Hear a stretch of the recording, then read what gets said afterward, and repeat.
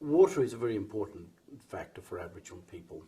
What we need to do is we need to make I think, go back to the old ways of understanding how this country works. From an Aboriginal point of view, water is the blood that flows through our veins. We've got to look at Mother Nature.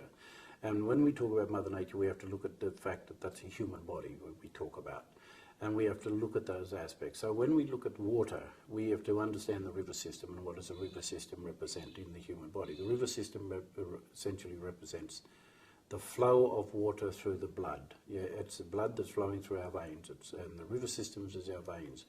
We have a network of kidneys that operate through the natural ecosystems, and they are the wetlands, they're the billabongs, they're the lagoons, they're the what people could refer to as riparian areas along the river systems. They also are the wetlands that have to be regenerated. And we have to make sure that we fix those things up, and we have to get water into those things because they are the filtering agents for our land and for our water system.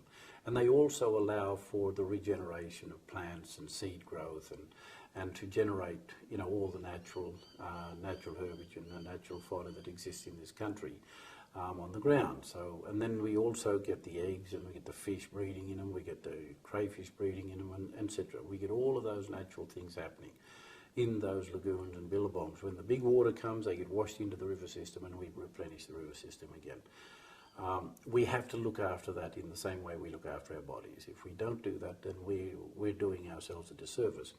If we allow for the rivers to become silted up and the water and the channel, the deep channels in the water river system that's in the bed of the river, if we don't allow those big water holes to be desilted and we desilt those rivers, then it's just like our blood, you know, if we get a blood clot in our system, we have a stroke, and then the system doesn't work properly.